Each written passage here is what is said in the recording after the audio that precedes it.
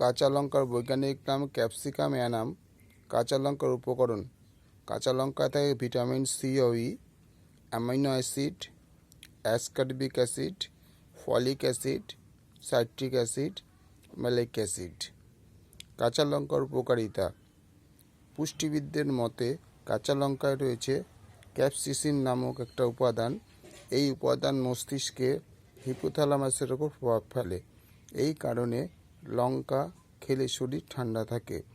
Heart সুস্থ রাখতে কাঁচা লঙ্কা ব্রহ্মাস্ত্র হয়ে উঠতে পারে। এতে এমন উপাদান আছে যা কোলেস্টেরল ও ট্রাইগ্লিসারাইডের মাত্রা কমায়, তাতে হার্ট সুস্থ থাকে।